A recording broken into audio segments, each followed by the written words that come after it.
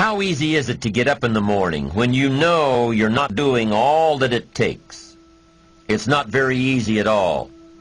You can just lay there awake thinking, oh, what's a few more minutes in bed? It won't matter much anyway. Wrong. It does matter. It will matter. Now, how easy is it to get up in the morning when you're pouring it on, doing the best you can, anxious to get going, make progress toward your dreams? It's a whole different story.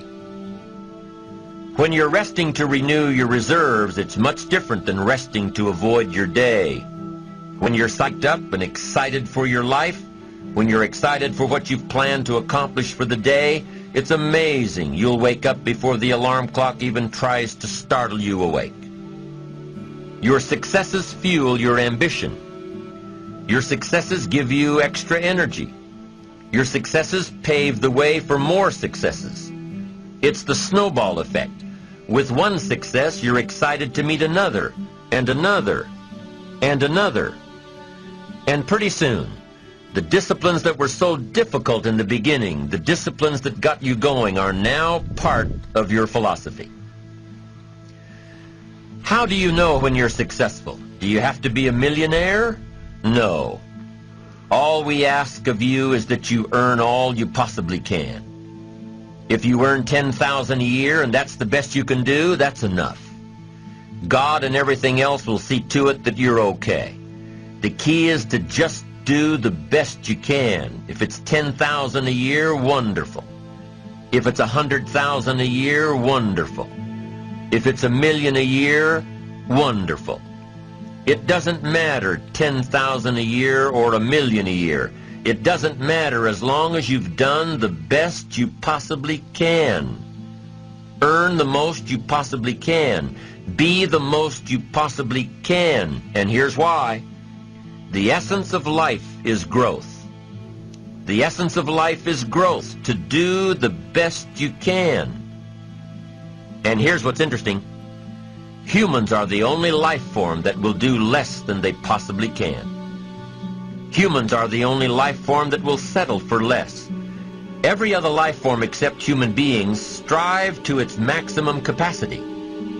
How tall will a tree grow? Approximately. As tall as it possibly can. You never heard of a tree growing half as high as it could.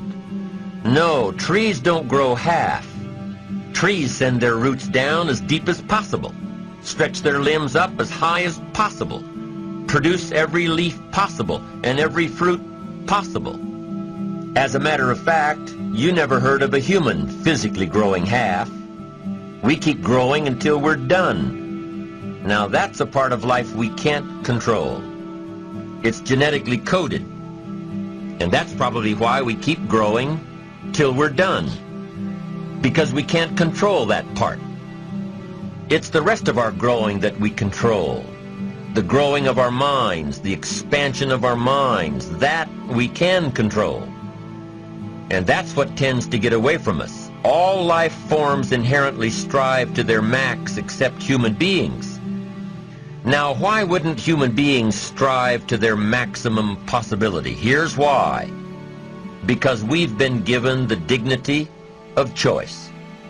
It makes us different than alligators and trees and birds. The dignity of choice makes us different than all other life forms. And here's the choice. To become part of what we could be, enough to get by, or to become all that we can be. My best advice for you is to choose the all. Earn all you can, make all the friends you can, read as many books as you can, develop as many skills as you can, see as much as possible, do as much as possible, make as much fortune as possible, give as much of it away as possible. The max. There's no life like it. I'm telling you, once I got on track, I've never looked back. Pick up the challenge. Go for it. Take the best of the two easies. Take the route of it's easy to get ahead. It's easy to do all you can. It's easy to succeed.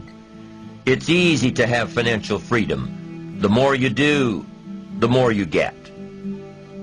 So the two primary benefits of positive reinforcement are, number one, to build good habits, and number two, to create more energy to fuel your ambitions, your desires, your achievements. How can you isolate what's working for you and what isn't? How can you make sure that you are reinforcing your positive disciplines? Well, if it isn't apparent, easy to see right away, if what you're doing is happening in such small increments that you're not sure if you're on track, then you need to be writing it down. You need to keep a journal anyway. But if you really aren't sure that what you're doing is making measurable progress, you need to keep a written record.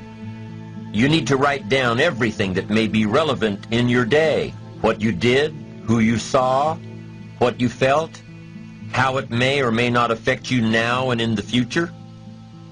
The best way to track your activities of the day is to write them down. The best way to track your activities of the week is to write them down. The best way to analyze your progress through the year is to have written it down. Why? So you can look back on it. Because by keeping a written record of your life, you will be more accountable. By putting into writing the action steps that you have planned, you will easily see what works and what doesn't. Most people just try to get through the day, never writing anything down, never keeping track of their progress along the way, never really knowing if they are doing all they can to reach their goals, to drive their ambition. But gifted people learn to get from the day. They don't let a day end without picking up some valuable experience, some emotional content, some idea that may positively affect their future. To get the most from a day, to learn the most from a day, you need to be able to reflect on the day. And how can you reflect on a day unless you record it in history?